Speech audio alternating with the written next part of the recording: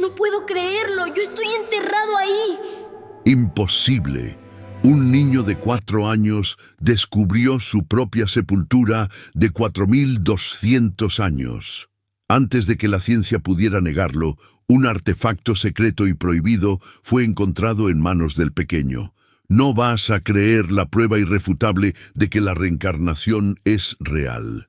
Si esta historia de memoria y misterio te ha enganchado, déjanos tu like y suscríbete al canal para no perderte lo que viene. Porque lo que la familia Soares está a punto de desenterrar va a cambiar la historia de la humanidad para siempre. De septiembre de 2024, 15:30 h. El sol de Alentejo, en Portugal, azota la villa de Monsaraz con una luz intensa y seca, la temperatura ambiente marcando 33 circ ex-dólar. El aire, casi quieto, huele a romero pisado y tierra calcinada. El silencio es tan denso que el zumbido insistente de los saltamontes en la vegetación rastrera parece ensordecedor, contrastando con la aparente paz del lugar. La familia Soares, Daniel, Sofía y Leo, exploraban el cromlech de Xerés, un círculo de menires de esquisto gris, aislado en el paisaje, a 210 ex-dólares de Lisboa y a $2.400 pasos al norte de la carretera principal.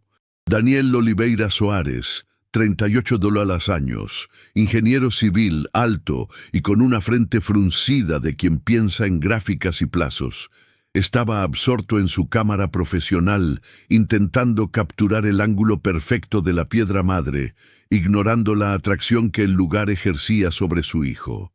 Daniel, un pragmático convencido, se secaba el sudor de la nuca con un pañuelo rojo, ajustando el teleobjetivo para registrar la pátina de líquen y el desgaste del tiempo en el esquisto local, siendo su hobby de historia la única válvula de escape al rigor de la gerencia de proyectos. Sofía Acosta Soares, 36 años, arquitecta urbanista, con el cabello castaño claro recogido en un moño apresurado, observaba a su hijo, Leo Gabriel Soares, de 4 años y 3 meses, con su habitual preocupación. Leo tenía ojos verdes inusualmente serios y caminaba de puntillas, lo que, según la madre, era una de las manifestaciones de su hiposensibilidad táctil, una aversión a pisar superficies blandas o irregulares, además de una sorprendente capacidad de foco visual en detalles minúsculos. La rutina de esa tarde de ocio era simple: fotografiar, dibujar un boceto arquitectónico de los menires, hobby de la madre, y regresar antes de que el sol se pusiera para cenar en el restaurante de Monsaraz con vista al lago Alqueva. Leo, sin embargo, que usualmente evitaba tocar objetos desconocidos, rompió súbitamente el patrón de su condición. Mientras Daniel estaba de espaldas, el niño se alejó del grupo, ignorando el suave llamado de su madre. Caminó con una determinación inusual hacia uno de los menires más pequeños, el esquisto cubierto por un musgo verdoso y polvoriento, faltando a su aversión a las texturas ásperas y sucias. Una ruptura de regla. El evento desencadenador ocurrió a las 15:47 en Deiras, un momento preciso. Leo extendió la mano pálida y fina, dudando por un instante antes de tocar la superficie fría y musgosa de la piedra, un contacto que debió haberle provocado un rechazo inmediato. En cambio, el niño presionó su frente contra el esquisto, soltando un suspiro profundo e inaudible. El detalle sensorial fue el olor. Leo, que nunca reaccionaba a olores fuertes, olió profundamente la piedra, sintiendo el aroma de tierra húmeda, de hierro y mineral, como si respirara algo que había perdido y reencontrado, una reacción bizarra. Leo entonces cayó de rodillas sobre la tierra seca, un movimiento de rendición, y comenzó a llorar. No era el llanto de un niño consentido o de dolor físico, sino un sonido gutural, adulto, de profunda tristeza y desamparo que hizo que Sofía corriera de inmediato, percatándose de la desproporción de la emoción. El llanto de Leo era un lamento, Un desahogo de un alma antigua en un cuerpo frágil, un sonido que rompía la paz de Alentejo, resonando dolorosamente en el silencio del paisaje, un presagio de que el dolor de Kael era real. La primera evidencia de conocimiento imposible emergió en medio del llanto, en un idioma que ni Sofía ni Daniel reconocieron, palabras que sonaban guturales, llenas de vocales abiertas, pareciendo latín arcaico o una variación fonética de una lengua muerta. Leo dejó de llorar momentáneamente, señalando al suelo junto al menhir y gritando en un portugués perfectamente articulado, pero con la voz alterada por el dolor. Es aquí, donde me pusieron a esperar el sol, donde esperé a que mi mamá viniera y no vino. Sofía, la madre, reaccionó con la primera fase, la incomprensión, arrodillándose junto a su hijo e intentando secar sus lágrimas, sintiendo el calor del cuerpo del niño bajo el sol. ¿Qué estás diciendo, mi cielo? Nadie te ha puesto en ningún sitio. Estamos de paseo, ¿te acuerdas? Papá está tomando fotos. La mano de Sofía temblaba mientras intentaba abrazar a Leo, pero él la repelió, concentrado en la piedra, con una expresión de dolor que ella jamás había visto. Daniel, que finalmente se acercó al escuchar el grito, entró en la segunda fase. La racionalización. Debe de ser insolación, Sofía, o tuvo una pesadilla y está confundido. Nunca lo había visto así. No está hablando en serio. Vamos a darle agua y lo llevamos al coche, ahora. Este sol no le hace bien, especialmente con su sensibilidad, dijo Daniel con voz firme, aunque notaba la singularidad del comportamiento de Leo hacia la piedra áspera, algo totalmente fuera de su patrón, intentando reducir el evento a un problema médico o ambiental. Pero la inquietud se instaló cuando Leo se aferró a la base del menhir, negándose a soltar el fragmento de esquisto que había tomado. Sostenía la piedra grisácea y musgosa con una fuerza desproporcionada para su tamaño, y susurró con la voz agotada de quien había llorado toda su vida: los lobos vinieron primero, y después el vacío. Daniel y Sofía se miraron el uno al otro, el silencio lleno de una nueva tensión. Leo no tenía historial de miedo a los lobos, ni había visto imágenes de ese tipo en casa, lo que hacía que el relato de muerte y abandono fuera profundamente perturbador. La familia intentó dejar el lugar durante largos 40 minutos, un impas de voluntades. Leo, con el ceño fruncido y una mirada de terquedad obsesiva, permaneció aferrado a la piedra, ignorando la promesa de helado y el tono autoritario del padre. El fragmento de esquisto que sostenía estaba ahora caliente en su mano, contrastando con el frío del menhir, un símbolo de la atracción incontrolable que el sitio megalítico ejercía sobre él, el misterio solidificándose en piedra y hueso. Esa misma noche, de vuelta a la casa alquilada en Monsaraz, Leo, ya en su habitación, miraba fijamente una fotografía antigua de la villa que Daniel había comprado en una tienda de antigüedades. La foto mostraba una pequeña casa de piedra negra aislada en la ladera. Leo, que no había hablado desde la crisis en el Cromlech, señaló la fotografía con precisión minuciosa, diciendo con la cadencia pausada y baja que lo caracterizaba cuando estaba concentrado: el agua ya no corre en la piedra negra. Está seca ahora, pero me acuerdo de beber de ella. Fue mi padre quien la hizo fluir para la aldea. Sofía y Daniel, agotados por la experiencia de la tarde, intercambiaron una mirada de alarma silenciosa. Daniel, un ingeniero, sabía que la foto mostraba lo que era, de hecho, una antigua canalización romana, abandonada hace siglos, que ni siquiera estaba marcada en los mapas turísticos de la región. La información era técnica y específica. Mi vida, ¿estás seguro de eso? ¿Nunca antes habías visto esta foto?, preguntó Daniel, con la voz vacilante, sintiendo una grieta en su escepticismo pragmático, observando la facilidad con que su hijo identificaba una estructura de ingeniería perdida. Leo simplemente los miró con sus ojos verdes profundos y serios, una mirada que parecía cargar el peso de 1000 años de olvido, y respondió con un suspiro que sonaba más a alivio que a tristeza.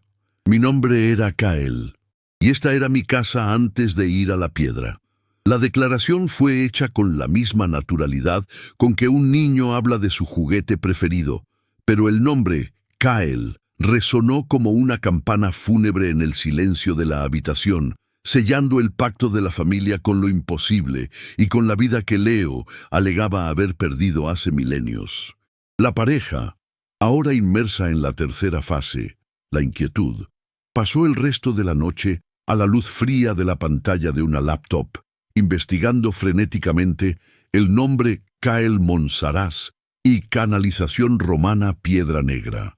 Daniel encontró en el sitio oficial de la Municipalidad de Reguengos de Monsaraz un mapa de topografía del siglo XIX que indicaba, de hecho, un antiguo acueducto romano en esa ubicación exacta, algo que Leo, de 4 años, no podía saber, a no ser que sus memorias fueran, de alguna manera, reales.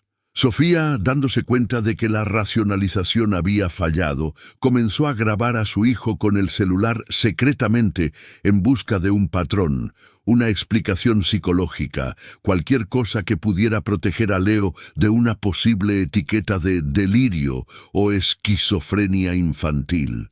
Necesitaba evidencia factual para combatir la narrativa de lo sobrenatural que la razón de Daniel comenzaba a rechazar, pero que su intuición materna ya aceptaba, aunque con miedo. El descubrimiento del mapa de canalización, hecho a las 3:17 de la madrugada, fue el microgancho que impidió a Daniel cerrar los ojos. Se sentó en la orilla de la cama, frotándose el rostro, mirando la X dibujada en el mapa antiguo, sintiendo el suelo temblar bajo sus pies, no físicamente sino a nivel conceptual. El ingeniero, que basaba su vida en cálculos y probabilidades, enfrentaba ahora una coincidencia que era, para todos los efectos, matemáticamente imposible, una ruptura en la ley de la causalidad que regía su mundo, forzándolo a confrontar lo inexplicable. La tensión entre ellos era palpable, expresada en susurros roncos para no despertar al niño en la habitación de al lado. «Esto no es normal, Daniel. Él no podía saber esto», susurró Sofía, la voz embargada por el agotamiento y el miedo. Daniel, el escéptico, respondió: «Sí, Sofía, pero una cosa es una coincidencia, otra es una prueba de reencarnación. Tenemos que buscar un psicólogo cuando volvamos. Esto tiene que tener una explicación lógica, tiene que haber una salida». Leo, todavía durmiendo, se volteó en la cama y murmuró una única palabra en su sueño agitado, una palabra que sellaría su destino con el pasado: Aitel. El sonido era idéntico a la variación arcaica que había usado en el Cromlech. Sofía, que había grabado el susurro, escuchó la cinta en loop y la comparó con lo que había oído antes. El sonido era idéntico. El fardo de la misión de Kyle se hacía visible, un peso emocional que ahora la familia compartía y que exigía una respuesta que iba más allá de la ciencia y la psicología. La última imagen de la noche fue el rostro serio de Daniel, iluminado por la pantalla de la laptop, mirando el mapa que probaba la existencia de la antigua canalización de agua, la misma que Leo había descrito. El padre estaba ahora en una encrucijada: ignorar la verdad y proteger a su hijo de un posible diagnóstico psiquiátrico, o sumergirse en lo imposible para entender lo que estaba sucediendo. Él eligió la verdad. El gancho final de aquel primer día de descubrimiento no fue un grito, sino un silencio. Daniel cerró la laptop, la colocó en la mesita de noche y abrazó a Sofía, un gesto de vulnerabilidad que raramente hacía. Mañana volvemos allí, no para ver la piedra, para entender qué hay debajo de la piedra. Si él sabe lo que estaba en la superficie, ¿qué más sabe que está oculto? Y la revelación más perturbadora aún estaba por llegar. En el apartamento alquilado en Monsaraz, la tensión era un nudo apretado en el estómago de Sofía. En los días que siguieron, del $13 al $15 de septiembre, la vida familiar se transformó en una investigación clandestina.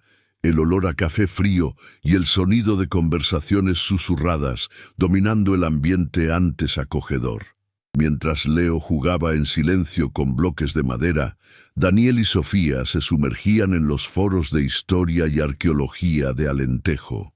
No es normal que un niño de 4 años describa la distribución de agua en una aldea prerromana, Sofía. Daniel susurró, pasando la mano por su barba de unos días. El escepticismo aún luchando contra los hechos. La escena de búsqueda en línea era una danza de dedos rápidos sobre el mousepad, la pantalla de la laptop iluminando las facciones tensas de la pareja, el brillo azul contrastando con la luz amarillenta de la sala. Sofía, sentada en el suelo de la sala con la computadora en su regazo, se enfocaba en artículos de psicología infantil y regresión hipnótica, buscando una explicación para la memoria extracorpórea de Leo. Daniel, sentado en el sofá, buscaba referencias a Cael o Ethel en leyendas locales y documentos desactualizados de la Municipalidad de Reguengos de Monsaraz. El aire acondicionado silencioso solo amplificaba la creciente distancia entre ellos. La tensión conyugal alcanzó su pico la noche del 14 de septiembre en el estrecho cuarto de la pareja. Sofía, el ancla emocional, estaba a punto de romperse. Él necesita ayuda psicológica, Daniel, no un arqueólogo aficionado. Si está teniendo un brote, tenemos que protegerlo de ser etiquetado. Daniel, el escéptico transformado en investigador, miraba un mapa descolorido, obsesionado con las coordenadas del Cromlech. Estoy protegiendo su cordura, Sofía. Si pruebo que esto es una alucinación, estaremos en paz. Pero si lo ignoro, y esto es real, perdemos a nuestro hijo por una historia que él no puede controlar. El segundo evento que rompió el escepticismo de Daniel ocurrió al día siguiente, cuando la familia regresó a Lisboa, $16 de septiembre. Leo estaba visitando la casa de la abuela materna, un apartamento antiguo y lleno de muebles de nogal. El niño, que nunca había mostrado interés por las plantas, se detuvo frente a una maceta de helechos que la abuela mantenía hacía años. Apartó la tierra superficial con la punta de los dedos y sacó un pequeño objeto.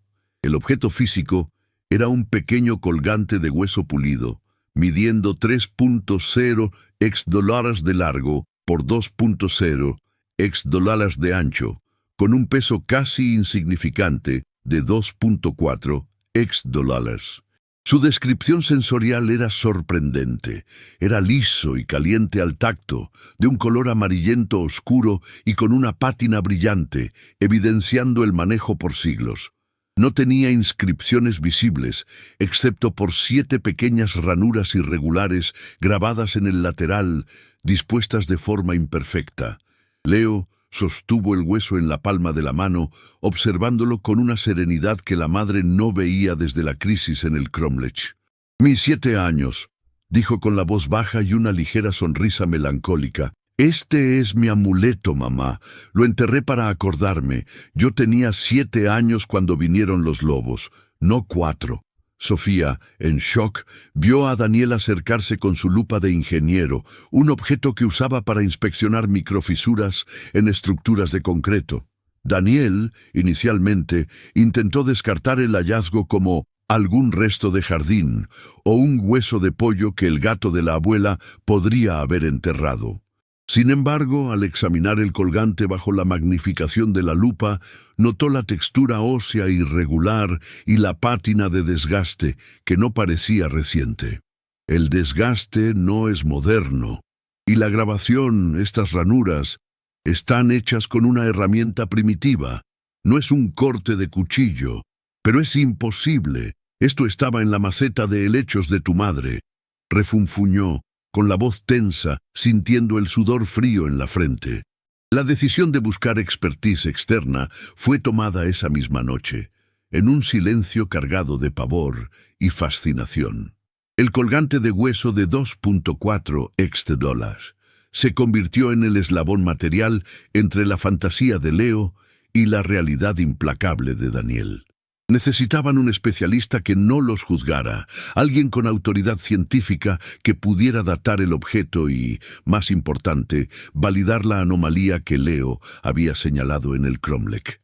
Daniel usó sus contactos en la municipalidad, alegando estar investigando anomalías geológicas en terrenos agrícolas hasta conseguir el contacto del primer especialista local. Dr. Arthur Ramos, $58 años, arqueólogo de campo y director del Museo Arqueológico Regional de Évora.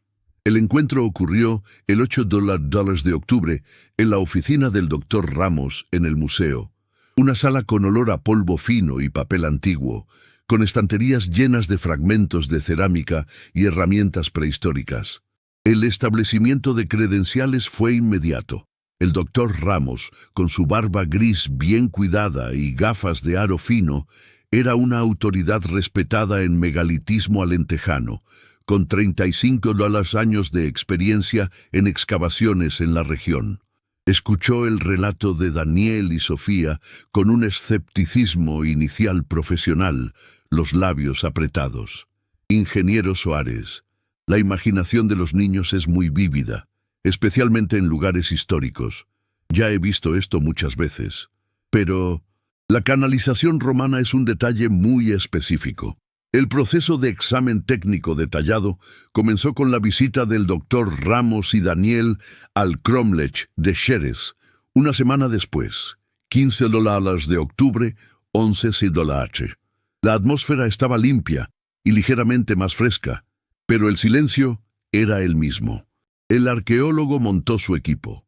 Un radar de penetración terrestre de baja profundidad, GPR, Ground Penetrating Radar, un modelo robusto de IDS detector cerca de la piedra madre, la misma que Leo había tocado.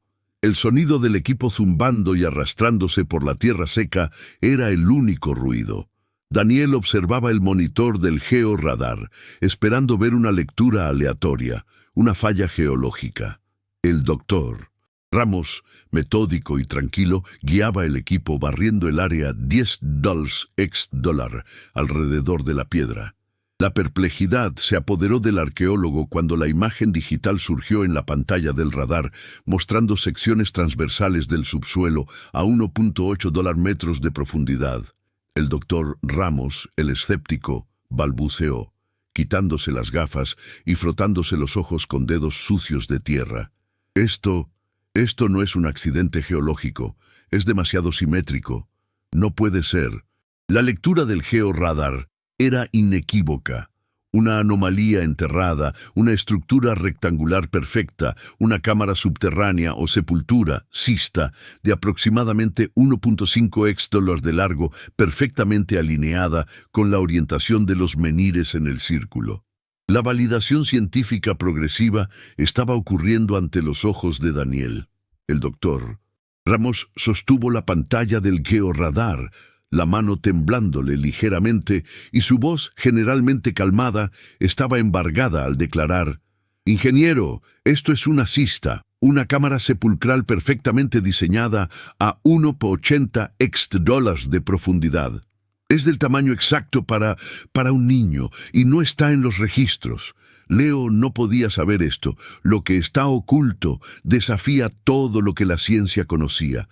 La confirmación de la anomalía aún no olares. 80 hectómetros de profundidad, obtenida por el georradar, transformó la crisis familiar en una investigación arqueológica con implicaciones aterradoras. Los resultados del análisis técnico, que Daniel mantuvo en secreto en su celular, eran datos numéricos fríos que gritaban lo imposible. La imagen mostraba una reflexión de onda perfecta, indicando una cámara sepulcral, cista, de Sino, 5 hectómetros de largo, alineada precisamente con el solsticio de invierno, conforme a las antiguas leyendas megalíticas. El doctor Ramos, el experimentado arqueólogo, envió el informe detallado a Daniel al día siguiente, 16 de octubre, con una única frase de correo electrónico: «El georradar no miente, no es geología». La reacción emocional auténtica del especialista llegó en una llamada telefónica la mañana siguiente, 17 de octubre, con Daniel. El doctor Ramos, habitualmente formal, suspiró profundamente del otro lado de la línea. Intenté encontrar cualquier fallo, ingeniero. Reanalicé los datos 3 veces. En 35 años de prospección en Alentejo, nunca encontré una cista megalítica tan superficial y al mismo tiempo no registrada. Lo que me incomoda no es la cista, es el niño. ¿Cómo sabía el lugar exacto? No hay registros públicos de esta anomalía. El silencio que siguió expresó el miedo del arqueólogo. Estaba ante un hallazgo que superaba el método científico. La investigación escaló hacia el objeto que Leo había encontrado. Daniel, con la ayuda del doctor Ramos, preparó el colgante de hueso de 2.4 extolas para ser enviado al análisis más riguroso del mundo. El 24 de octubre, el artefacto viajó de Évora a Inglaterra, destinado a la profesora Dorotha. Elise Moreau, 49 años, paleoantropóloga de la Universidad de Oxford, especialista en datación por radiocarbono, AMS. La espera fue agonizante, llena del zumbido de la rutina de Lisboa, ahora una fachada fina para el misterio que se desarrollaba bajo el suelo de Monsaraz. Mientras Daniel lidiaba con el rigor científico, Sofía, la arquitecta, buscaba el descubrimiento de un documento histórico que corroborara la historia de Leo. En la madrugada del 2 de noviembre, después de teclear términos arcaicos como rituales de sol Alentejo y hijos del sol Sepultura, en la biblioteca digital de la Universidad de Coimbra, encontró lo que buscaba. Era un fragmento digitalizado de un diario de campo de un jesuita del siglo XVII, datado en 1632 escrito por el padre Bartolomeu. La descripción física del documento en la pantalla de la tablet de Sofía era vívida. El papel parecía grueso y oxidado, con marcas de doblez visibles, la tinta marrón oscura descolorida por el tiempo, pero la caligrafía era elegante. El contenido relevante era la transcripción de una leyenda local sobre prácticas funerarias prehistóricas. Los nativos antiguos enterraban a sus hijos más queridos en círculos de piedra, orientados hacia el amanecer del solsticio de invierno, en una esperanza de renacimiento. El jesuita había transcrito una palabra clave, Aethel, el nombre del niño o del clan. La conexión explícita entre el documento y las revelaciones de Leo fue el momento de ruptura para Sofía. Leo había susurrado Aethel en su sueño, una palabra que sonaba fonéticamente similar al nombre que él usaba. Kael era la simplificación infantil. El jesuita, en 1632 estaba relatando el mismo ritual que Leo había llorado 392 años después. El entierro para esperar el sol. Sofía cerró la tablet bruscamente, el sonido del plástico resonando en el silencio de la sala, el miedo dando paso a una certeza gélida e incontrolable. La crisis de fe alcanzó a Daniel y Sofía la noche del 5 de noviembre. El peso de lo imposible amenazaba con quebrar a la familia. La lógica de Daniel, destruida por los datos del georradar, y la intuición de Sofía, validada por el diario de 1632 Sofía comenzó a llorar, un llanto silencioso, apoyada en la puerta del cuarto de Leo, el miedo a perder la cordura del hijo, superando la fascinación del descubrimiento. Vas a volverte loco, vas a perder la cabeza, Daniel. Él necesita un psicólogo, no un arqueólogo. La escena íntima entre los padres expresando miedos reales se desarrolló en la oscuridad de su cuarto en Lisboa. Daniel la abrazó, sintiendo su temblor. Soy un ingeniero, Sofía. Yo trabajo con datos y con la realidad. Y en este momento, los datos me están diciendo que esto es real, que tu fe es más concreta que mi lógica. Si él es Kael, tenemos que ayudarlo a encontrar la paz, no a negarlo, susurró Daniel, la voz ronca, admitiendo lo que su intelecto rechazaba.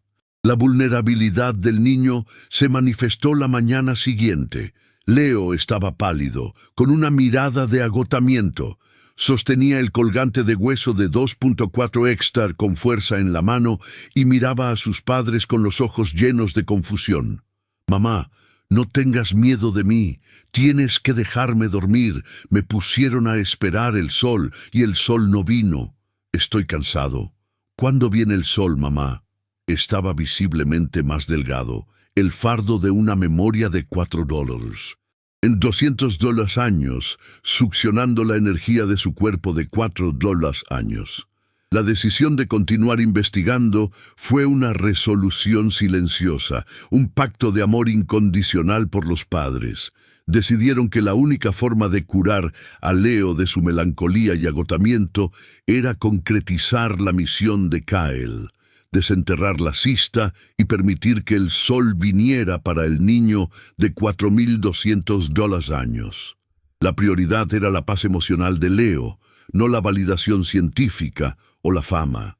Daniel, usando las coordenadas precisas del georradar y el apoyo silencioso, pero crucial, del Dr. Ramos, comenzó la preparación para la validación definitiva.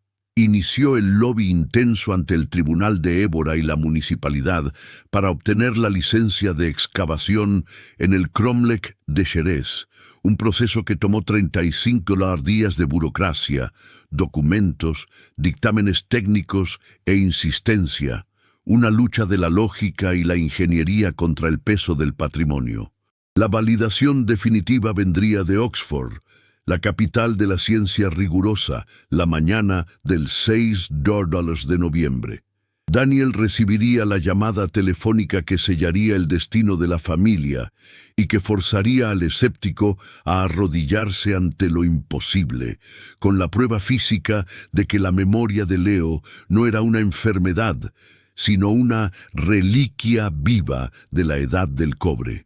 La tensión entre lo técnico y lo emocional había alcanzado un punto de ruptura. El doctor Ramos, ahora defensor del caso, garantizó a Daniel que estaba preparando un dossier técnico de 50 páginas sobre la cista, usando los datos del georradar para justificar la urgencia de la excavación antes del solsticio de invierno. Sentía el peso de la responsabilidad histórica y del misterio con sus 35 años de reputación en juego, pero la claridad de la anomalía era innegable. El último microgancho antes de la gran revelación fue la imagen de Daniel, el ingeniero, abrazando a su hijo con una nueva reverencia, no el hijo que tenía que proteger de una enfermedad, sino el guardián de un secreto de $4.200 años. Besó la frente de Leo, sintiendo el calor febril. Esa noche tomaron la decisión que cambiaría todo y pondría a la familia en ruta de colisión con la historia. La mañana del 6 de noviembre de 2024 marcó la validación definitiva de lo imposible, proveniente de un lugar donde solo el rigor científico era aceptado. Daniel Oliveira Suárez, el ingeniero, estaba sentado solo en su escritorio en Lisboa, a 210 $, de Monsaraz, mirando su celular a la espera de una videollamada internacional que cambiaría su vida para siempre. El aire en su oficina olía a ozono y a papel láser nuevo, un contraste brutal con el olor a tierra y romero de Alentejo. La videollamada, marcada para las 16 horas de Lisboa, era de la segunda especialista, una autoridad internacional. Profesora doctora Elis Moreau, 49 años, paleoantropóloga de la Universidad de Oxford, responsable del laboratorio de datación por radiocarbono. Su rostro apareció en la pantalla de la laptop, serio, profesional, rodeado por el ambiente aséptico del laboratorio, con estantes de metal llenos de muestras selladas y tubos de ensayo. Las credenciales y reputación de la doctora Moreau eran incontestables.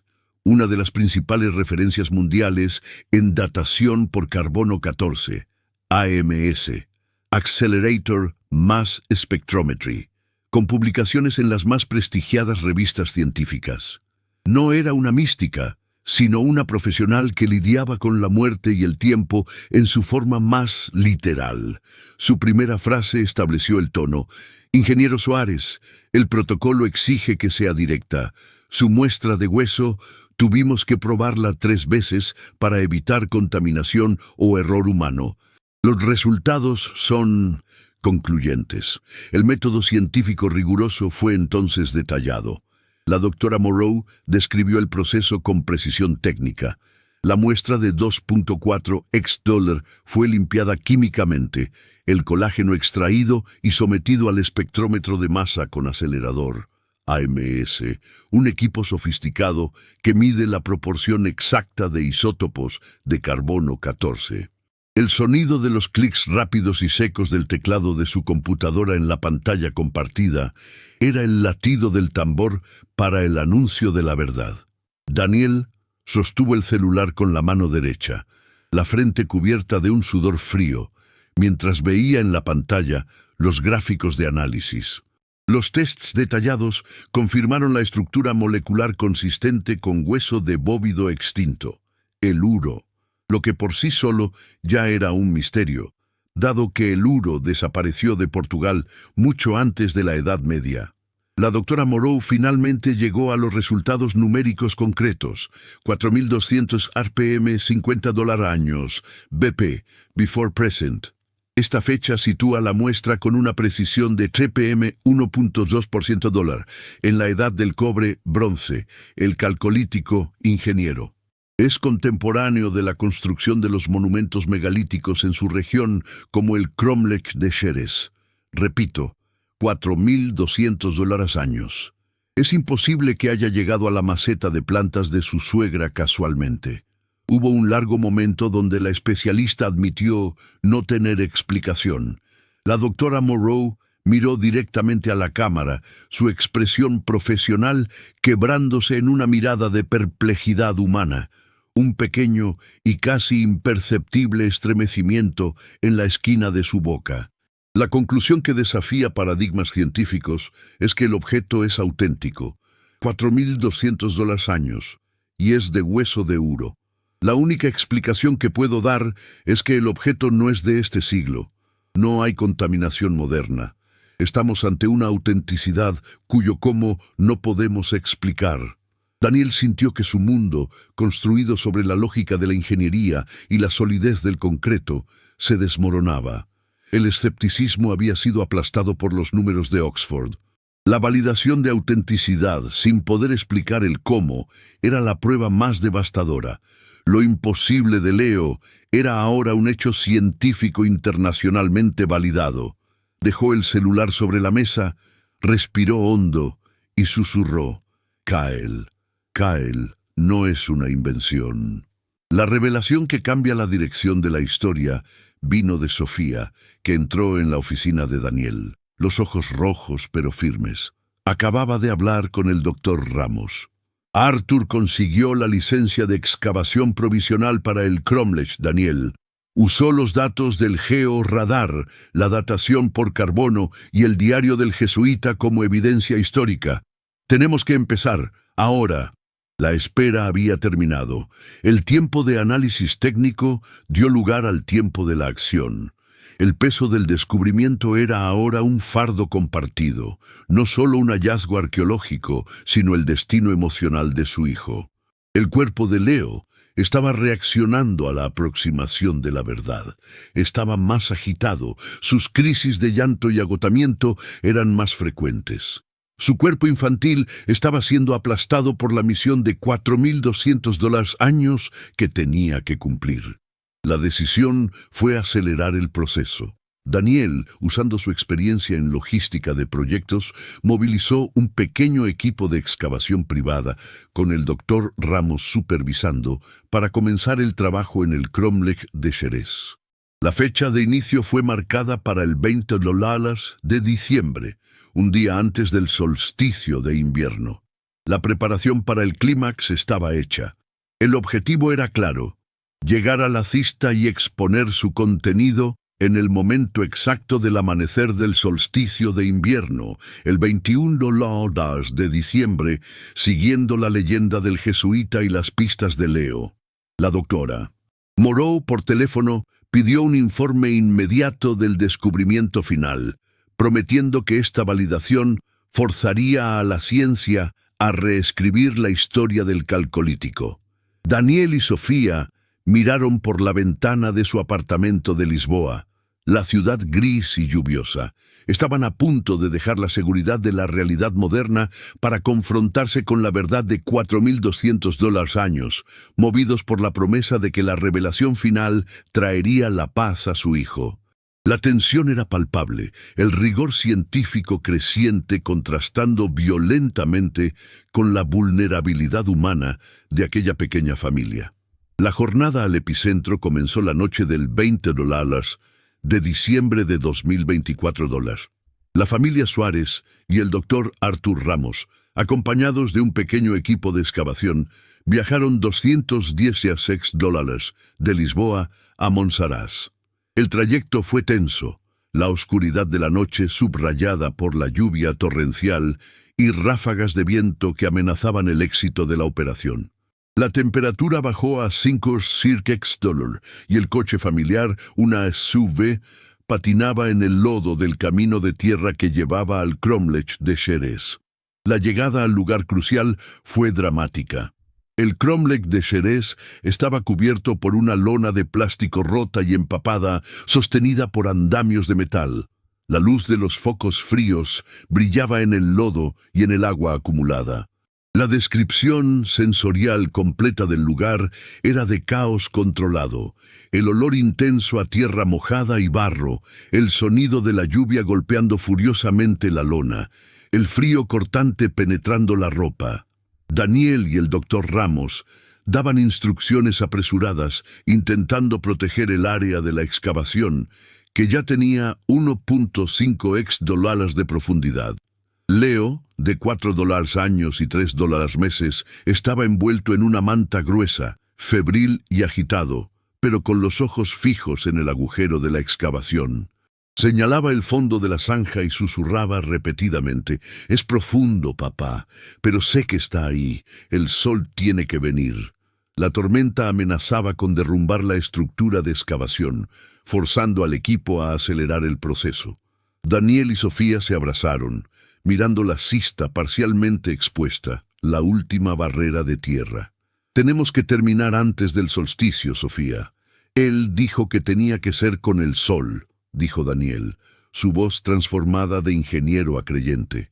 La excavación de urgencia duró 12 horas ininterrumpidas, una lucha contra el tiempo y los elementos, el sonido del pico y la excavadora amortiguado por la tormenta hasta la mañana del solsticio de invierno.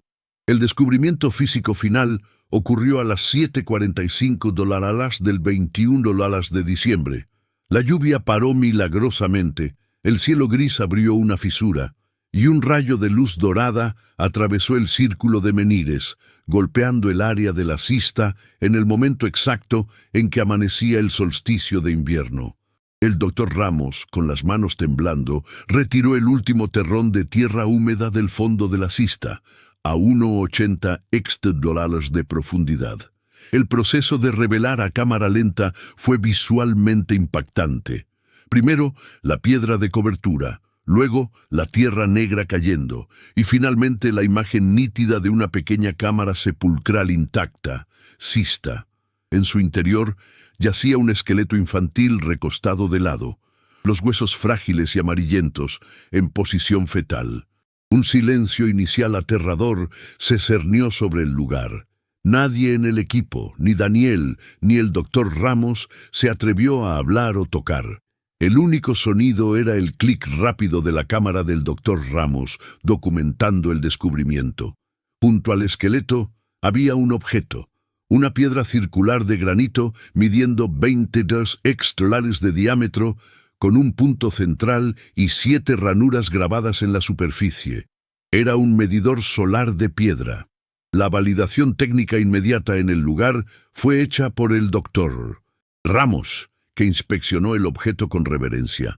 Es un medidor solar, ingeniero, perfectamente alineado con el amanecer de hoy, el solsticio y las 7 ranuras. Las 7 ranuras son idénticas a las 7 ranuras del colgante de hueso de Leo. La cista y su contenido eran 100% auténticos, datados de la edad del cobre, un descubrimiento arqueológico que reescribiría los libros de historia. La conexión emocional explícita con la jornada del niño alcanzó el clímax. Leo, que había sido traído al borde de la excavación por Sofía, se tambaleó. El niño, que no lloraba de alegría o alivio, sino de tristeza antigua, finalmente sonrió. Extendió la mano pálida sobre la cista, su cuerpo relajándose por primera vez en meses, el fardo visiblemente siendo retirado de sus hombros frágiles. El momento donde el significado completo es revelado no vino de un experto, sino de Leo. Con la voz débil, pero en paz, susurró, mirando los huesos de Kael bañados por la luz dorada. El sol volvió, Kael, ya no tienes que esperar. Pase lo que pase, siempre me acordaré de ti. El ritual de la espera por el sol, descrito en el diario del jesuita, estaba completo. La memoria de Kael había encontrado su liberación. La transformación visible en tiempo real fue la de Daniel y Sofía. Daniel, el escéptico pragmático que lloraba silenciosamente, aceptó que la conciencia de su hijo trascendía la materia.